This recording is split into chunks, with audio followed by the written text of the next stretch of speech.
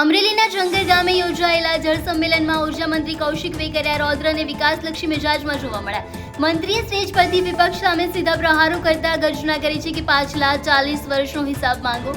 હું મારા 3 વર્ષના શાસનનો હિસાબ આપવા તૈયાર છું। લાઠીના દુધાળા બાદ હવે જંગર ગામને સૌર ઉર્જા ગામ તરીકે જાહેર કરતા તેમણે સ્પષ્ટ કર્યું છે કે જનતાને ગેરમાર્ગે દોરનારાઓથી સાવધ રહેવાની જરૂર છે। વિકાસની બ્લુપ્રિન્ટ રજૂ કરતા મંત્રીએ જણાવ્યું છે કે કુકાવાવમાં 45 અને સમગ્ર અમરેલી વિધાનસભામાં કુલ 115 તળાવો બનાવીને જળક્રાંતિ લાવવામાં આવશે। આ તો હજુ ટ્રેલર છે, પિક્ચર તો હજી બાકી છે તેમ કહીને તેમણે વિરોધીઓને આડકતરો સંકેત આપતા કહ્યું છે એટલું જ નહીં, 45 ગામોમાં 45 હિટાચી મશીન સતત 200 કલાક ચાલશે ને તેની દેખરેખ માટે ગ્રામજનોને કમિટી બનાવવાની સૂચના પણ આપી છે, જેથી એક પણ મિનિટ કામ અટકે નહીં। હરિયાણા ઇલેક્શનમાં વ્યસ્તતાના કારણે નાયબ મુખ્યમંત્રી હર્ષ સંઘવી હાજર રહી શક્યા ન હોવાની સ્પષ્ટતા સાથે મંત્રીએ કોંગ્રેસના શાસન સામે સવાલો ઉઠાવીને રાજકીય ગરમાવો લાવી દીધો છે।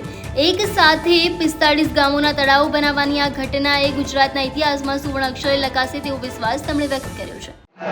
જે રીતે જંગર મુકામે પ્રથમ તો રાજ્યના મુખ્યમંત્રી આદરણીય ભૂપેન્દ્રભાઈ પટેલ સાહેબ અને નાયબ મુખ્યમંત્રી આદરણીય હર્ષભાઈ સંઘવી સાહેબનો હૃદયથી આભાર માનું છું કે અમારી વિધાનસભાની અંદર જે રીતની સરકારના સહયોગથી, ઈજીવીસીએલ વિભાગના સહયોગથી ગીર ગંગાને સાથે રાખી અમરેલી કુકાવાવ જે મારી વિધાનસભા છે એ અનુસંધાને કુકાવાવ વિસ્તારની અંદર 45 જેટલા તળાવનું આજે અમે ખાતમુહૂર્ત કર્યું છે।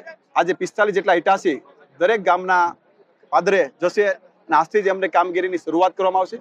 સરકાર જે રીતે ખેડૂતોને ઉપયોગ થવા માટે કામગીરી કરી રહી છે એનું કોઈ પેરેક ઉદાહરણ હોય તો આ તમે જોઈ રહ્યા છો જે દ્રશ્ય, મોટી સંખ્યાની અંદર ખેડૂતો અને માતાઓ બહેનો પણ ઉપસ્થિત રહ્યા હતા। આજે લોકોની અંદર દિવાળી જેવો માહોલ જોવા મળ્યો છે।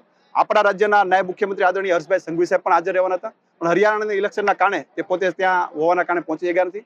આપણા પ્રભારી મંત્રી જીતુભાઈ વાઘાણી પણ હાજર રહેવાના હતા, એ પણ આપણું ગૃહ ચાલુ હોવાના કારણે એ પણ પહોંચી ગયા નથી, પણ બધાએ શુભેચ્છા આપી છે। ફરી હું જંગર ગામના દાતાઓશ્રીઓને પણ અભિનંદન આપું છું કે આખા ગામને સોલાર પ્રૂફ ગામ બનાવ્યું, એમાં દાતાઓએ જે સહયોગ આપ્યો એ દાતાઓને પણ ભાઈ શ્રી હરેશભાઈ વસાણી અને સમગ્ર એમના પરિવારને પણ અભિનંદન આપું છું અને ગીર ગંગા પરિવારને પણ અભિનંદન આપું છું કે જે રીતે સરકારની યોજનામાં જોડાવા બદલ ખેડૂતોને ખૂબ મોટા પ્રમાણમાં ફાયદો થઈ શકે એ પ્રકારની કામગીરી જ્યારે અમરેલી વિધાનસભાની અંદર થઈ રહી હોય ત્યારે 45 ગામના એક સાથે તળાવ થશે એ રાજ્યની અંદર પ્રથમ દાખલો બનશે કે કુકાવાવ વિસ્તારની અંદર 45 ગામમાં 45 સાથે એક તળાવ બનશે। એક આપણા ખેડૂતો માટે ખૂબ સારી વાત છે અને સરકારનો સવિશેષ આભાર પણ માનું છું।